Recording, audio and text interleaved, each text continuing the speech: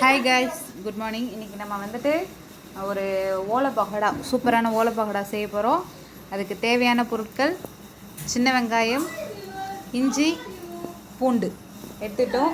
இப்போ எங்கள் அம்மா வந்துட்டு கரெக்டாக கடல மாவு எடுத்து வச்சுருக்குறாங்க. ஒரு 2 படி போட அளவுக்கு செய்ய போகிறாங்க.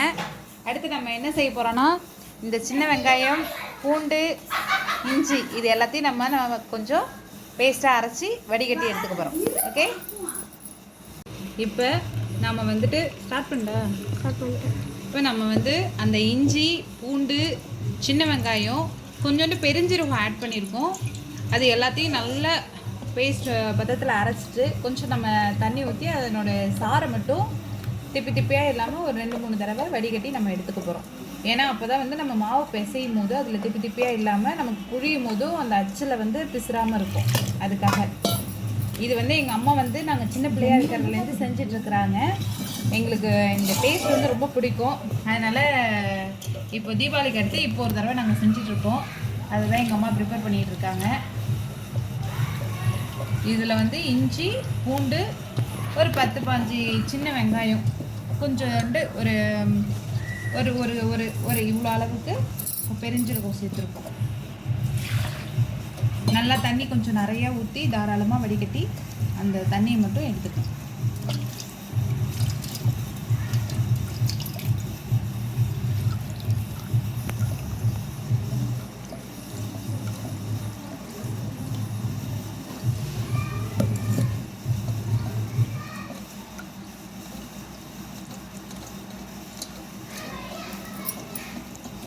சொல்லணும் கொஞ்சோண்டு இஞ்சி.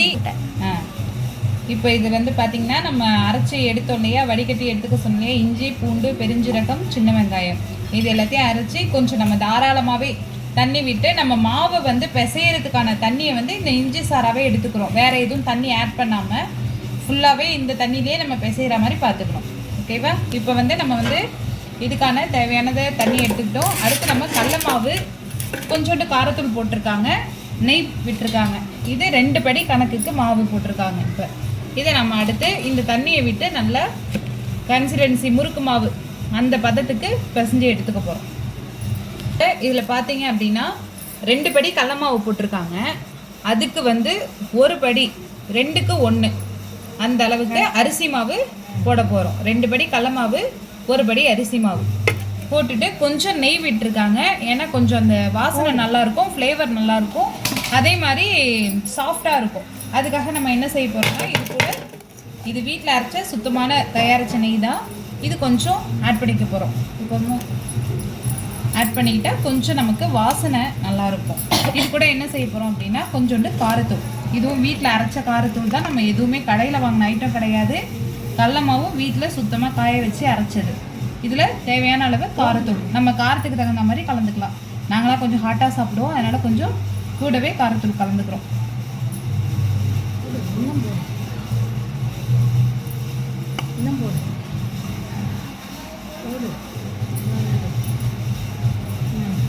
இப்போ எங்களோட காரத்துக்கு நாங்கள் ஒரு 6 டீஸ்பூன் அளவுக்கு காரத்தூள் கலந்துருக்கோம். நீங்களும் காரம் சாப்பிட்ற மாதிரி இருந்தால் உங்கள் காரத்துக்கு தகுந்த மாதிரி காரத்தூள் போடுங்க. ஏன்னா ஏற்கனவே நம்ம இஞ்சி, வெங்காயம்லாம் போட்டிருக்கிறதுனால அதுவே கொஞ்சம் காரம் இருக்கும். அதனால் இதையும் சேர்த்து நம்ம காரம். இது வந்து உப்பு வந்து கல் உப்பு தான். நம்ம கல் உப்பு மட்டும்தான் இப்பொழுது யூஸ் பண்ணுறோம். அதனால் கல் உப்பை நல்லா தண்ணியில் ஊற வச்சுருக்குறாங்க அம்மா. அதை நம்ம இப்போ இதில் சேர்த்து ஆட் பண்ணி பிசைய போகிறோம். கொஞ்சம் கொஞ்சமாக அதில் நம்ம இந்த சால்ட்டை ஊற வச்ச தண்ணியை கொஞ்சமாக தேவையான அளவுக்கு கலந்துக்க போகிறோம்.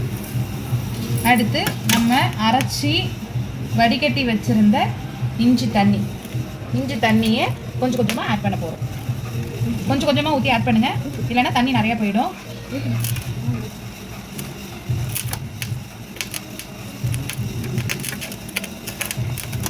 இது நீங்கள் கடையில் வாங்கி சாப்பிடக்கூடிய அந்த ஓலை பகோடாவை விட டேஸ்ட்டாக இருக்கும். சாப்பிடவும் கொஞ்சம் நமக்கு கிறிஸ்பியாக நல்லாயிருக்கும், ஹாட்டாக இருக்கும். அதனால் பசங்க எல்லாருமே விரும்பி சாப்பிடுவாங்க. இஞ்சி, சின்ன வெங்காயம், பூண்டு எல்லாம் இருக்கிறதுனால அந்த டைஜஷன் ஆகுமோ ஆகாது அப்படின்ற பயம்லாம் வேண்டாம். நமக்கு டேஸ்ட்டாகவும் இருக்கும், நல்லாவும் இருக்கும். ட்ரை பண்ணி பாருங்கள்.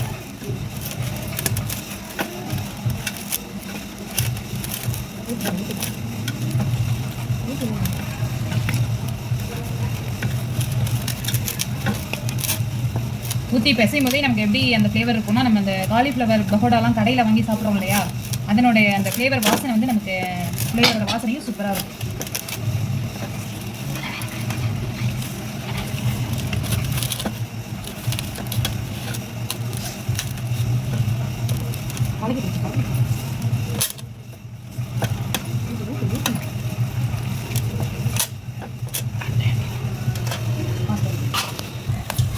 எல்லாத்தையும் போட்டு கொஞ்சம் பசஞ்சாச்சு. லாஸ்ட்டாக என்ன செய்ய போகிறோம் அப்படின்னா, கொஞ்சோண்டு கடலை எண்ணெய். கடலை எண்ணெய் எதுக்காக அப்படின்னா வாசனை நல்லாயிருக்கும், அதே மாதிரி கையில் ஒட்டாமல் இருக்கும். கொஞ்சம் 2 ஸ்பூன் அளவுக்கு நம்ம இப்போ கடலை எண்ணெய் சேர்த்துருக்கோம். இதில் நீங்கள் விருப்பப்பட்டால் நெய் கூட சேர்த்துக்கலாம். நெய்யை ஊற்றுங்களா? அடுத்த சோறாக்குவோம் உங்களுக்கு.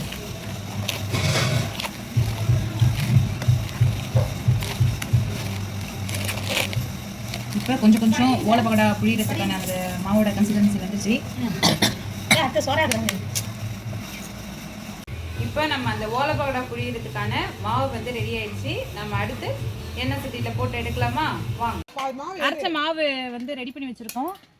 அடுத்து நம்ம அதை புளியறதுக்காக எண்ணெய் கடாயில் ஊற்றி வச்சுருக்குறோம். கொஞ்சம் நிறையவே ஊற்றிக்கங்க எண்ணெயை, அப்போ தான் வந்து நல்லா தாராளமாக வேகும். இப்போ வந்து நம்ம அதில் டைரெக்டாகவே ஓலை பகோடா வந்து தனியாக புழிஞ்சு இதில் எடுத்து போட போகிறது கிடையாது. டேரெக்டாக அதுலேயே நம்ம புளிய போகிறோம். அதனால் செய்யும்போது கொஞ்சம் கேர்ஃபுல்லாக பண்ணுங்கள்.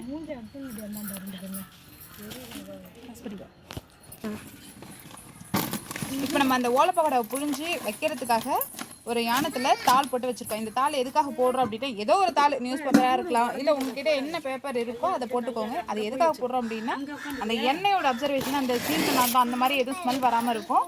அதனால் போட்டுச்சிங்க, சீக்கிரம் வீணாக போகாமல் இருக்கும். அதுக்காக தான். இப்போ நாம் எண்ணெய் வந்து சூடாகிடுச்சு. இப்போ நம்ம இதில் டைரெக்டாக புளிய போகிறோம்.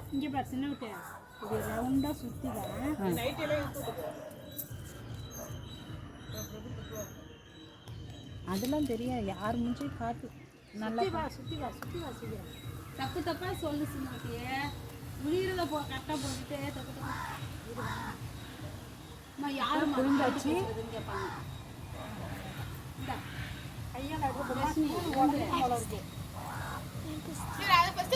இப்போ நல்லா பொரிஞ்சு வருது, பார்த்துட்டே இருங்க.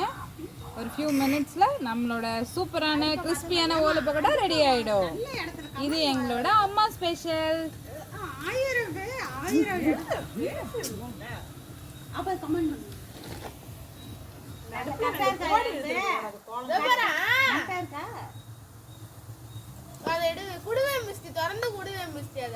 இதை நல்லா பெரிய சாரணி வச்சுலாம் கிண்டிடாதீங்க.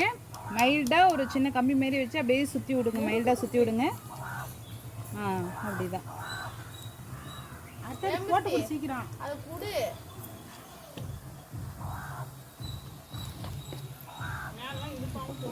அப்படி இருக்குமா?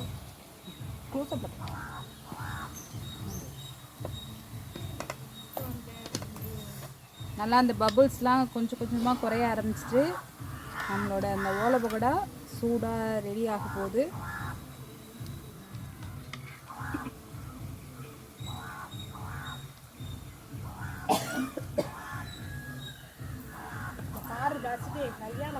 நல்லா அந்த பபுள்ஸ் அந்த சொத்துன்னு அடங்குற வரைக்கும் அப்படியே இருக்கட்டும்.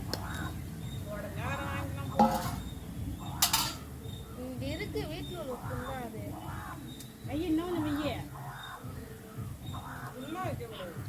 மேலே வரும்.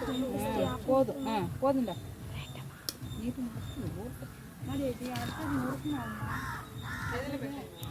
நீங்கள் ஒன் டைம் புழிச்சிட்டிங்க அப்படின்னா அதுலேருந்து எடுக்கிறதுக்கு எப்படி இருந்தாலும் ஒரு 5 மினிட்ஸ் மேலே தான் ஆகும். கொஞ்சம் பொறுமையாகவே எடுங்க, இல்லைன்னா மேலே வெந்த மாதிரி கருகுனா மாதிரி இருக்கும், உள்ளே அப்படியே மாவாக இருக்கும்.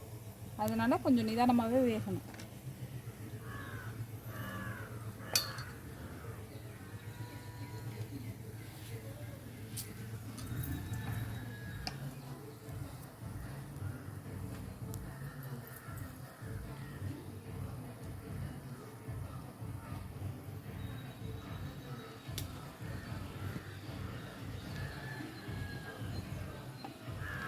உட்காரு பாப்பா. அவிய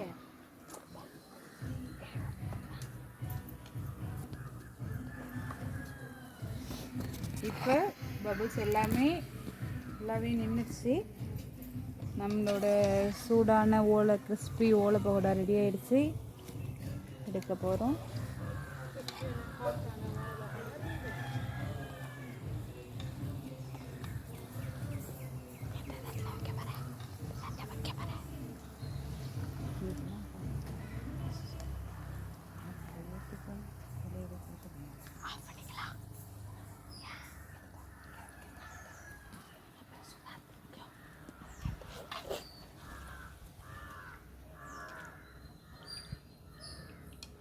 இப்போ நம்மளோட சூடான ஓலை பகோடா ரெடி ஆயிடுச்சு.